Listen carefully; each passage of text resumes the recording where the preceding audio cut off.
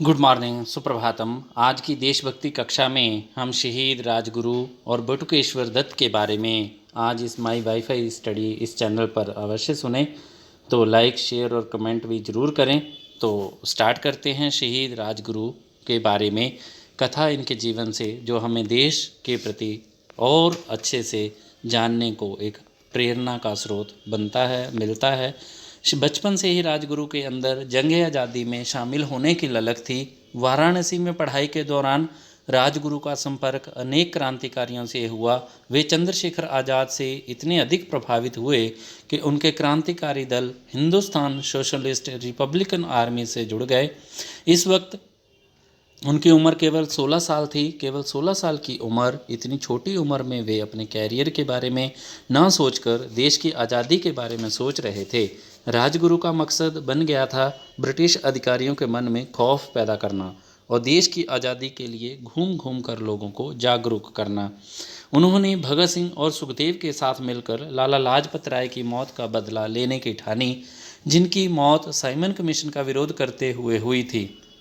अपने साथी भगत सिंह और सुखदेव के साथ मिलकर उन्होंने दिल्ली में सेंट्रल असेंबली में बम फेंककर बहरी अंग्रेजी सरकार के कानों को खोलने का काम किया। राजगुरु का खौफ ब्रिटिश प्रशासन पर इस कदर हावी हो गया था कि उन्हें पकड़ने के लिए पुलिस को विशेष अभियान चलाना पड़ा। पुलिस अधिकारियों की हत्या के बाद राजगुरु कुछ समय नागपुर में रहे। वहीं से पुणे जाते वक्त पुलिस ने उन्हें गिरफ्तार कर लिया और केवल 22 साल की उम्र में भगत सिंह और सुखदेव के साथ फांसी की सज़ा सुना दी गई थी। शहीद राजगुरु का जीवन हमें हमेशा ही प्रेरणा देने वाला रहा है। मौत की सज़ा मिलने के बाद सुखदेव और भी खुश रहने लगे और कैदियों को हंसाने लगे। एक बार एक कैदी ने उनसे सीधे पूछ लिया, क्या आपको मौत से डर नहीं लगता? उनका जवाब था, मैंने जो किया मुझे उस पर गर्व है और इस सच का एहसास मुझे मौत को चैलेंज देने के बाद ही हुआ है। हमारी मौत सार्थक होगी और आने वाले क्रांतिकारियों के लिए पथ प्रदर्शक बनेगी। वे अपनी मौत से घबराए नहीं। उन्हें यह गर्व था कि पक्के इरादों की वजह से वे अपने देश के लिए कुछ कर पाए। राजगुरु को अपनी मौत का डर नहीं था, बल्कि देश के लिए अपना जीवन काम आने पर गर्व था और वे खुशी खुशी देश के लिए मर मिटे। ऐसे प्रसिद्ध, ऐसे दृढ़ निश्चय वाले क्रांतिकारी वीर सेनानियों के बारे में जानकर और इनके जीवन को पढ़ करके अवश्य ही जोश मिलता है, ताकत मिलती है और अपने देश के लिए कुछ कर गुजरने की क्षमता विकसित होती है। तो देशभक्त क्रांतिकारियों में आगे नंबर है बटुकेश्वर दत्त जी के जीवन से संबंधित हम कुछ विचार पढ़ते हैं, साझा करते हैं। बटुकेश्वर दत्त के अंदर बचपन से ही अपने राष्ट्र और संस्कृति के लिए प्रेम था। वे केवल 14 वर्ष के थे जब उन्होंने भारत के स्वतंत्रता संग्राम में हिस्सा लेने का निर्णय लिया था। 14 साल की छोटी सी उम्र से ही वे क्रांतिकारियों के संदेशवाहक के रूप में पर्चे बांटने का काम करते थे। स्वतंत्रता संग्राम में एक घटना घटी थी जो क्रांतिकारियों की वीरता का उदाहरण बनी। वह घटना थी दिल्ली की नेशनल असेंबली में भगत सिंह का बम फेंकना।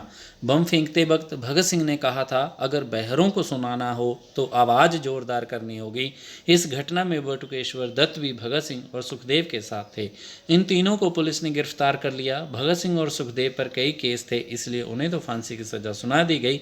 इधर ब्रिटिश सरकार ने बटुकेश्वर दत्त को उम्र कैद की सज़ा सुना दी और अंडमान निकोबार की जेल में भेज दिया, जिसे काला पानी की सज़ा भी कहा जाता है। काला पानी की सज़ा के दौरान बटुकेश्वर दत्त पर अंग्रेजों ने बहुत अत्याचार किए, जिससे वे मरते मरते बचे। जेल में जब उन्हें पता चला कि उनके साथी भगत सिंह, सुखदेव और राजगुरु को फांसी की सज़ा सुनाई गई है तो वे काफ़ी निराश हुए। उन्हें दुख इस बात का नहीं था कि उनके तीनों साथी अपनी आखिरी सांसें गिन रहे हैं, बल्कि दुख तो इस बात का था कि उन्हें भी फांसी क्यों नहीं दी गई।